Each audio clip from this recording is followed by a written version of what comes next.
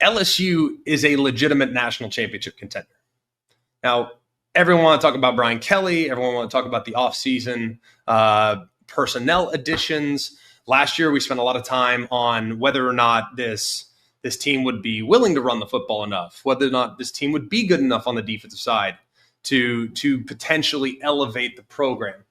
But just watching that game back, the level of physical dominance that we saw with their defensive front against a Clemson team that has not really been pushed around a lot. I mean, Clemson has not traditionally been a crazy, super physical offensive line. That's not really what they are. Clemson has thrived in their best years with elite weapons, elite quarterback play, and kind of a perimeter-based offensive attack.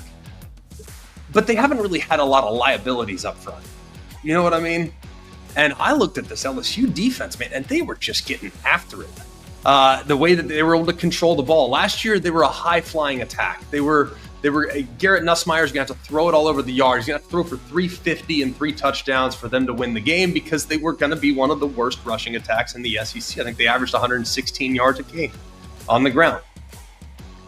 That is very different this year.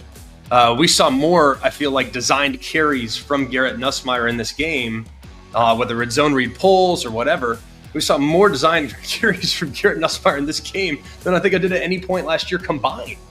So I think what I appreciate most about what I saw from LSU was an intentional priority to create a little more balance offensively, to take some of the pressure off the passing game, take some of the pressure off the offensive line, and a concerted effort on defense to be super aggressive. If you look at how this game went, they blitzed Cade Klubnik on 56% of his dropbacks.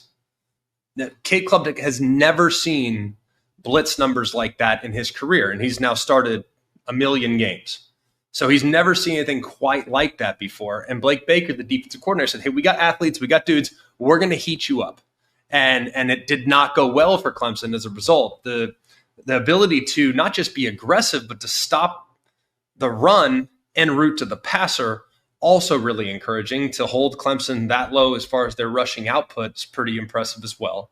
To think that they were able to hold Clemson to just 10 points was remarkable. That was Clemson's worst offensive output at home since 2010.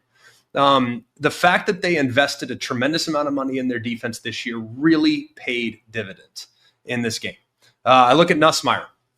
He's still the straw that stirs the drink for this LSU team. Like, if they're going to go and win the whole thing, he's going to have to be really, really good.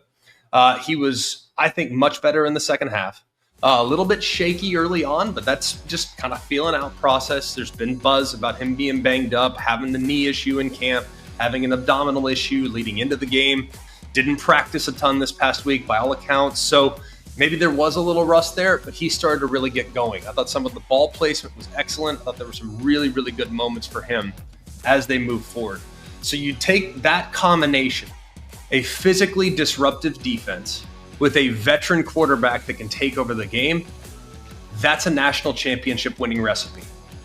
I'm really optimistic about what I saw from the LSU Tigers. Now, on the other side, talk Clemson just for a half second. I think there's plenty to figure out. I think there's plenty to kind of address. I still think this team is a playoff team. I still think this team will play well and will get things ironed out, but they got to have more answers for pressure. They have to find balance offensively. If they can't run the football, that's going to be a problem. And we have wondered now for a little bit with their running back situation, the lack of depth at running back, the offensive line's inability to get a push. Is that going to be a problem when they're playing against some of the best teams in the ACC? And then when they get to the playoff, if they get to the playoff, will they be able to create balance against some of the best teams in the country? That's a legitimate question. So we will watch that one closely, but some things to figure out for Clemson. I think they'll be fine. But like I said, biggest takeaway here is that LSU is a legitimate national championship contender.